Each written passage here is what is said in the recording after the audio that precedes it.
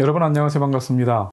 한 발 더 깊이 들어가는 제주 실전경매연구소 레알옥션의 경매 전문 요리사 하몽입니다. 경매는 마치 독이 들어있는 보고와 같아서 잘못 다루시면 큰 탈이 날 수도 있습니다. 그러므로 경매 요리 전문점 레알옥션에서 철저하게 분석해드리는 경매 물건을 통해 여러분들의 내 집 마련, 간물주, 경제적 자유, 대박의 꿈을 꼭 이루시기 바랍니다. 저희 레알옥션에서 도와드리겠습니다.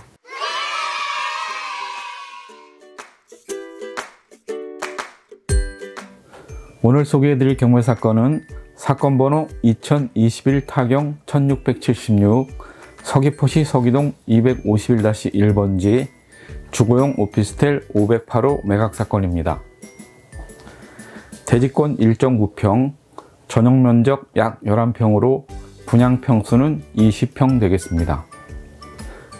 최초 매각가 3,400만원에 한 번 유찰이 돼서 2,380만원에 22년 3월 15일 2차 경매가 진행될 예정입니다. 서귀포 중심지 동문 로터리 상업지역에 위치해 있고 2,400만원이라는 놀라운 입찰가에 대출을 끼면 1,000만원대로 낙찰을 받을 수도 있는 어마무시 서프라이즈한 주상 복합 오피스텔을 만나러 지금 바로 출발하시죠.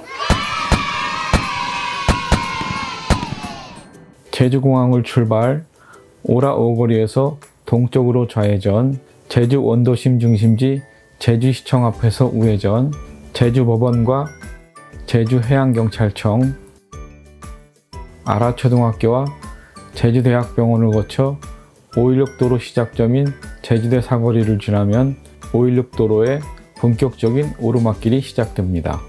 북제대와 아름다운 숲을 가진 가족 나들이 명소 한라 생태숲을 지나 말과 노루가 뛰어노는 드넓은 마방 목지를 지나면 한라산 백록담에 오를 수 있는 성판악 입구에 도착하게 됩니다.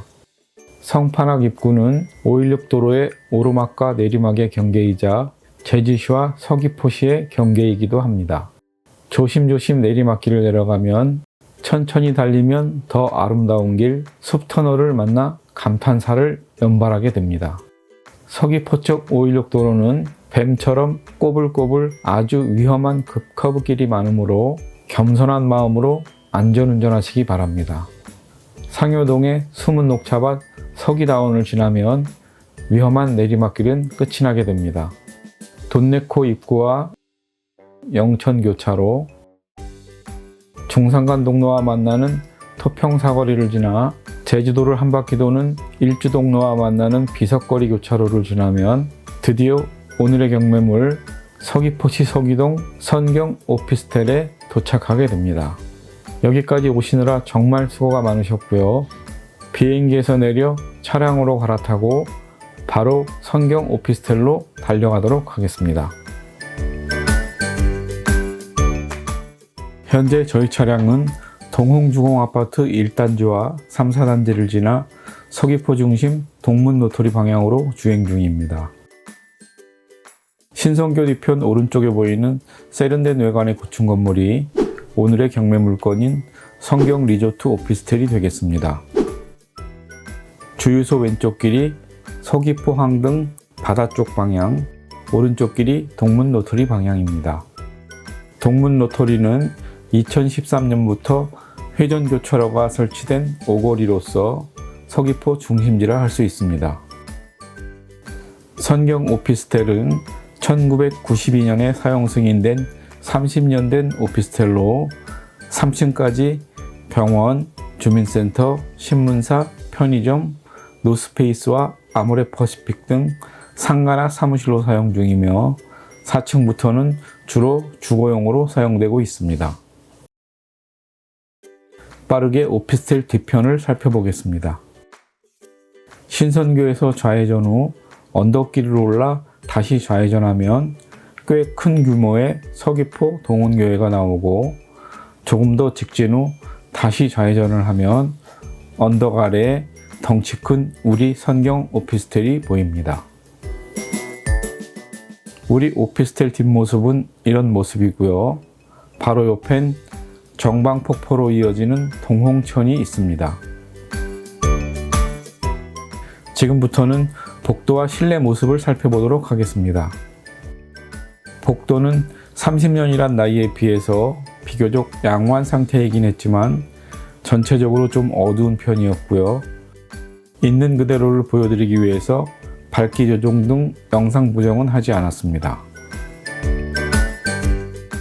주택 경매의 경우 내부를 볼 수 없는 게 가장 큰 단점인데요.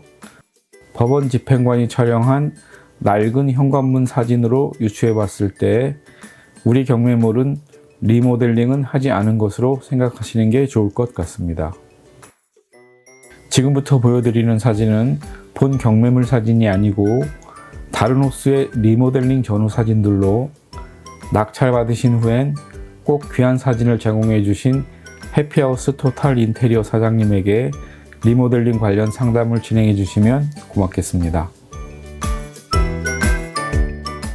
본 경매물은 분양 면적 약 20평, 전용 면적 약 11평으로 비교적 넓은 원룸형 오피스텔입니다. 본 오피스텔은 남쪽 바다 전망과 북쪽 한라산 전망이 아주 예술이라고 하는데요. 아쉽게도 본 경매물 508호는 바다 전망이 아닌 한라산 전망입니다. 본 경매물의 최대 단점은 딱 한 사람만 겨우 들어갈 수 있는 좁은 화장실과 외부에 별도로 설치된 작은 건식 세면대로 반드시 욕실 리모델링이 필요합니다. 또한 실내에 가스가 공급되지 않아서 가스레인지 대신 전기레인지만 사용해야 하는 점도 단점이 되겠고, 공실 관리비가 약 16만원, 거주 관리비가 약 23만원으로 꽤 비싼 관리비 역시 단점이라 할 수 있겠습니다.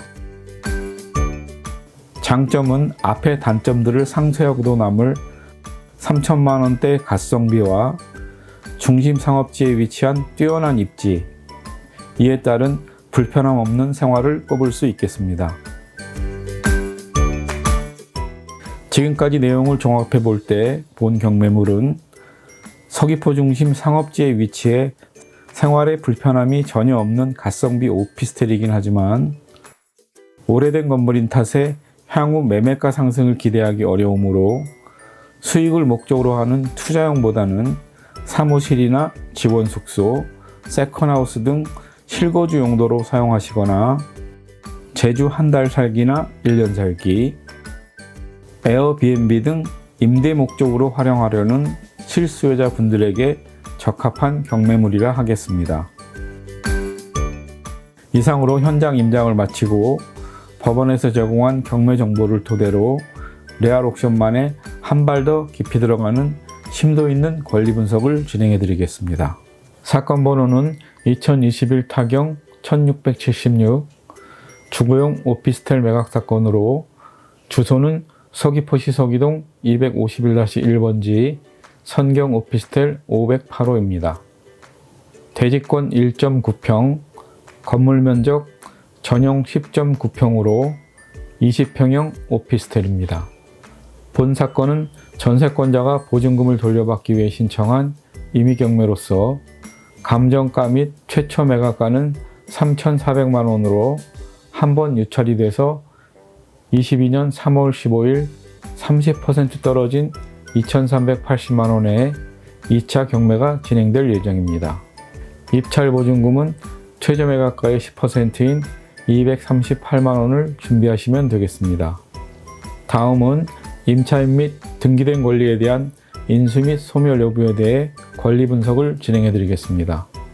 우리나라에선 주택이나 상가 임차인을 경제적 약자로 보기 때문에 특별법인 주택임대차 보호법을 만들어 강력하게 보호를 해주고 있습니다.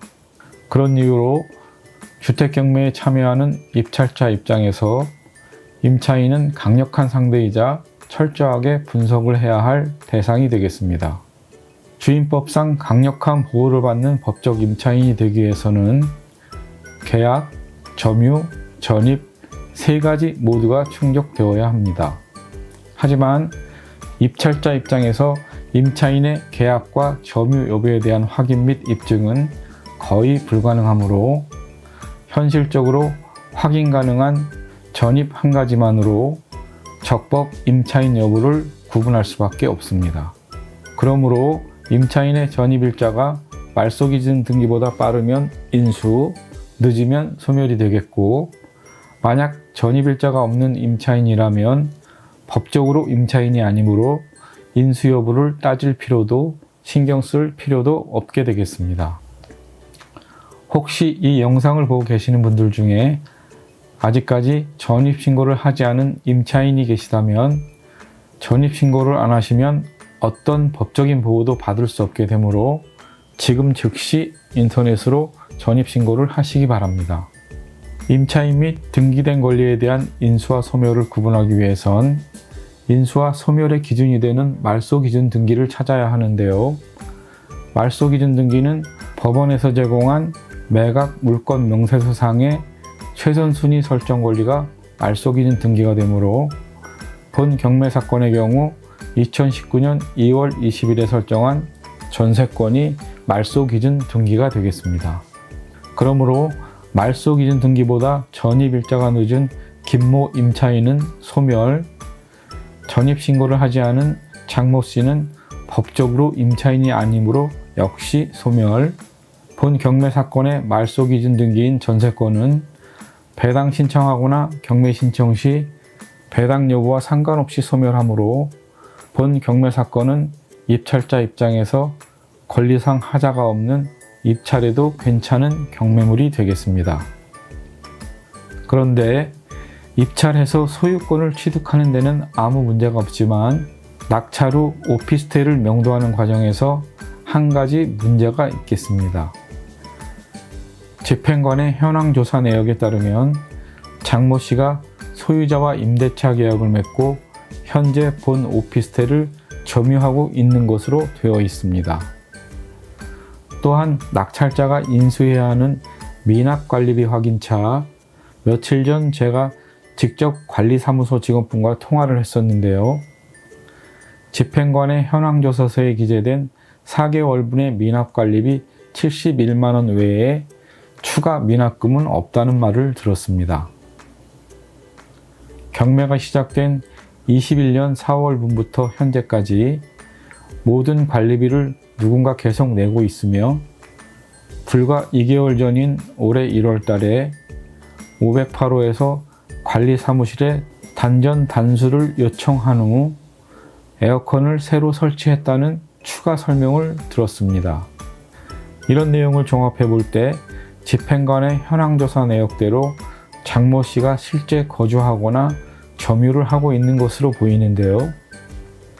이 경우 장모 씨는 앞서 분석해드린 대로 전입일자가 없기 때문에 법적 임차인이 아니므로 낙찰자에게 대항할 수는 없습니다.